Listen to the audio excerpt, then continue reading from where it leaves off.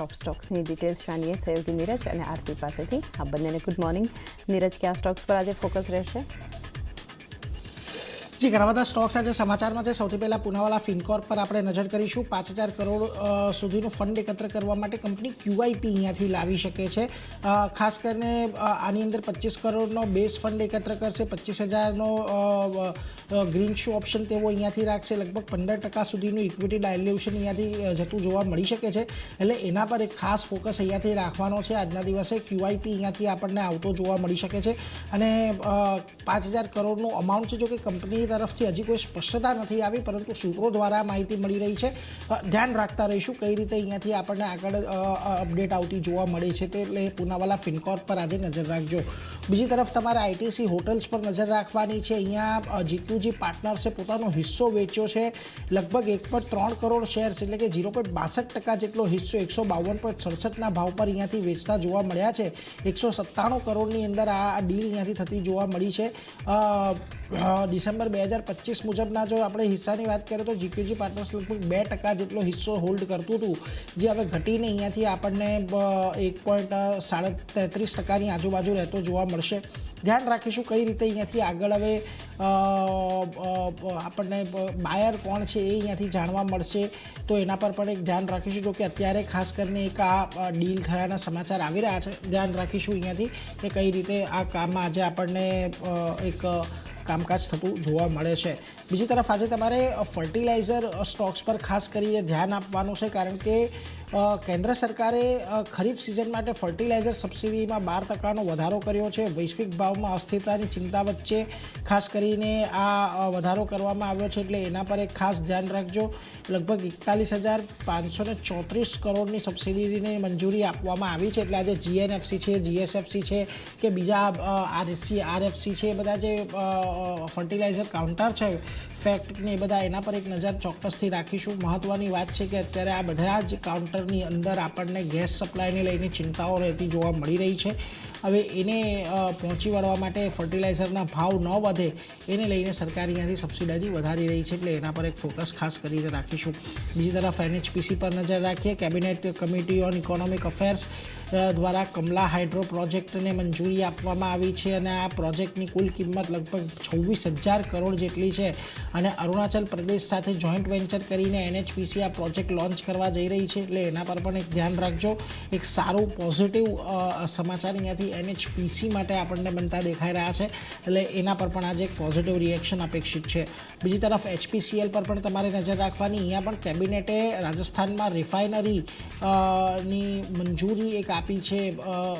લગભગ 79,000 કરોડ, ઓલમોસ્ટ 80,000 કરોડનો આ પ્રોજેક્ટ છે કે જ્યાં આગળ 9 મિલિયન મેટ્રિક ટન પર એનમની ક્ષમતા ધરાવતી રિફાઇનરી કોમ્પ્લેક્સ આખું ઊભું કરવામાં આવશે, એટલે એના પર પણ એક નજર રાખીશું. HPCLમાં પણ એક સારી તેજી આજના દિવસે કદાચ જોવા મળી શકે. જો કે આજના દિવસે અહીંયા થોડુંક એ ધ્યાન પણ તમે રાખજો, કાલે 10% જેટલો આપણે વધતો જોવા મળ્યો તો ક્રૂડના ભાવ વધ્યા છે, એટલે કદાચ દબાણમાં આવે, પરંતુ આ સમાચાર HPCL માટે પોઝિટિવ છે. ભલે આજે રિએક્શન ન આવે, એટલે એના પર એક ધ્યાન રાખવાનું.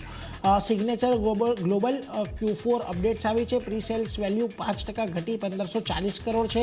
કલેક્શનની અંદર 22%નો ઘટાડો છે. એરિયા સેલ્સ 27% ઘટ્યું છે, અને યુનિટ સેલ્સ 38% ઘટ્યું છે. દરેક મોરચે અહીંયાથી આપણને ખાસ કરીને આ નંબર્સ નબળા છે. ગઈકાલે આખા રિયલ્ટી પેકની અંદર સારી તેજી જોવા મળી હતી, પરંતુ આજના દિવસે આ નંબર્સને લઈને સિગ્નેચર ગ્લોબલ તો તમને એક એવું કાઉન્ટર બનશે કે જે આજે દબાણની અંદર આવશે, એટલે એના પર એક ફોકસ રાખજો. ખૂબ જ નબળી અપડેટ અહીંયાથી આપણને આવતી જોવા મળી રહી છે.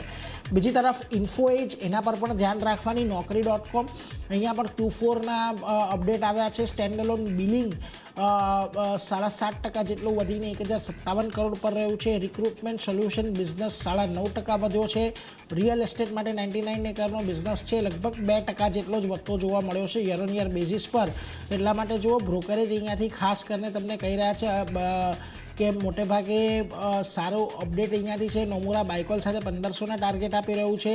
HSBC બાયકોલ સાથે 1525ના ટાર્ગેટ આપી રહ્યું છે. એમનું કહેવું છે કે રિક્રુટમેન્ટ ગ્રોથની અંદર ઊંચો બેઝ હોવા છતાં પણ એક સારી તેજી જોવા મળી રહી છે. જોકે સિટી અહીંયાથી સેલ કોલ આપી રહ્યું છે. 1120ના ટાર્ગેટ તેઓ અહીંયાથી આપી રહ્યા છે. એમનું પણ કહેવું છે કે રેવન્યુ ગ્રોથ બિલિંગની અંદર છેલ્લા 1-2 ક્વાર્ટરથી થોડોક લેગ કરી રહ્યો છે, એટલે એના પર એક ખાસ કરીને ફોકસ રાખવાનો. એટલે આ બધા સ્ટોક્સ છે જેના પર નજર રાખીશું. પૂનાવાલા ફાઇનાન્સ, NHPC, ફર્ટિલાઇઝર સ્ટોક આજે આપણને ફોકસમાં રહેતા દેખાશે. આ સિવાય આરતી તમારા લિસ્ટમાં પણ ઘણા બધા સ્ટોક્સ ક્યાં નજર? જેને પણ ઘણા બધા કાઉન્ટર છે. શરૂઆત લ્યુપિન સાથે કરીએ તો પોઝિટિવ સમાચાર અહીંયા કંપની માટે આવતા દેખાયા છે, કારણ કે US FDA પાસેથી નવી દવા માટેની મંજૂરી મળતી દેખાઈ રહી છે. અને આ દવા જે છે તે ટાઈપ 2 ડાયાબિટીસ માટે એનો ઉપયોગ જે અહીંયાથી કરવામાં આવશે. એટલે લ્યુપિન માટે ઘણા પોઝિટિવ સમાચાર છે. અહીંયા એક એક્શન તેજી તરફની આપણને આગળ વધતી જોવા મળી શકે છે, એટલે લ્યુપિન પર ફોકસ રહેશે. નેક્સ્ટ કાઉન્ટર બોશનું છે. અહીંયા અધિગ્રહણ કરવાના સમાચાર આવતા દેખાઈ રહ્યા છે, જ્યાં બોશ ચેઝિસ સિસ્ટમમાં 100%નું અધિગ્રહણ કરશે. અને બોશની સબસિડરી કંપની છે બોશ ચેઝિસ સિસ્ટમ, જેમાં અધિગ્રહણ 100%નું કરવામાં આવશે. સાથે 9069 કરોડમાં આ 100% હિસ્સાનું અધિગ્રહણ અહીંયાથી કંપની કરતી જોવા મળશે. એટલે એક ધ્યાન રાખવાનું રહેશે બોશ માટે પણ. અહીંયા પણ એક વ્યૂ પોઝિટિવ સાઇડનો બનતો જોવા મળી શકે છે. UBSનો એક રિપોર્ટ આવ્યો છે બોશ માટે. સેલ રેટિંગ તેઓ આપી રહ્યા છે 27,920 રૂપિયા પ્રતિ શેરના લક્ષ્ય સાથે. એટલે બોશ પર અહીંયા એક ખાસ ફોકસ રાખવાનું છે. નેક્સ્ટ કાઉન્ટર KEC ઇન્ટરનેશનલનું કાઉન્ટર છે. અહીંયા મોટો ઓર્ડર મળ્યો છે કંપનીને, અને એને લીધે કાઉન્ટર આજે પણ ફોકસમાં આવતું જોવા મળી શકે છે. 2518 કરોડનો સૌથી મોટો ઓર્ડર મળ્યો છે સિવિલ સેગમેન્ટમાં. કંપનીને અત્યાર સુધીનો સૌથી મોટો કમર્શિયલ રિયલ એસ્ટેટનો ઓર્ડર મળ્યો છે. ગઈકાલે આ કાઉન્ટર જે મિડલ ઇસ્ટમાં તણાવ ઓછો થવાના સમાચાર હતા, સીઝ ફાયરના સમાચાર હતા, એને લીધે ફોકસમાં રહેતું દેખાયું હતું. આજે આ સમાચારના લીધે અહીંયા એક તેજી આગળ વધતી જોવા મળી શકે છે. તો KEC ઇન્ટરનેશનલ અહીંયા એક ધ્યાન રાખવાનું છે. નેક્સ્ટ કાઉન્ટર રાઇટ્સનું છે. અહીંયા જો નાલ્કોના જે Utkal D call mine project છે એની માટે કંપનીના કોન્ટ્રાક્ટ વેલ્યુમાં વધારો કરવામાં આવ્યો છે. ઓડિશા પ્રોજેક્ટના ઓર્ડરમાં ખાસ કરીને મોટો ઉછાળો જોવા મળ્યો છે. સાથે રેલવે સાઇડિંગની કોન્ટ્રાક્ટ વેલ્યુ જે છે તે જે 79.73 કરોડની હતી ત્યાંથી વધી અને 118.89 કરોડની હવે આપણને થતી દેખાઈ રહી છે. પ્રોજેક્ટમાં ઓડિશામાં શંકરજંગ યુનિટ માટે એન્જિનિયર અને MPCનો સમાવેશ પણ અહીંયાથી થઈ રહ્યો છે. એટલે રાઇટ્સ માટે એક પોઝિટિવ સમાચાર આવતા દેખાઈ રહ્યા છે. એક ફોકસ ખાસ કરીને અહીંયા રાખવાનું છે, એટલે રાઇટ્સ પર નજર રહેશે. અને છેલ્લે NTPCની વાત કરી લઈએ તો અહીંયા કરાર કરવાના સમાચાર આવતા દેખાઈ રહ્યા છે, જ્યાં ફ્રાન્સની ઇલેક્ટ્રિડે ફ્રાન્સ સાથે નોન બાઇન્ડિંગ કરાર કરવામાં આવ્યા છે NTPC દ્વારા. ન્યુક્લિયર પાવર પ્રોજેક્ટ્સમાં ટેકનિકલ અને વ્યૂહાત્મક સહયોગ આપવા માટેના આ કરાર અહીંયાથી કરવામાં આવ્યા છે. તો NTPC પર પણ એક નજર રાખવાની રહેશે. એક પોઝિટિવ એક્શન અહીંયા પણ આપણને આગળ વધતી જોવા મળી શકે છે, એટલે ખાસ ધ્યાન રાખવાનું રહેશે. તો જાણની ઘણા બધા કાઉન્ટર જે નીરજે જણાવ્યા, મેં જણાવ્યા, બધા ફોકસમાં રહેશે. જી તો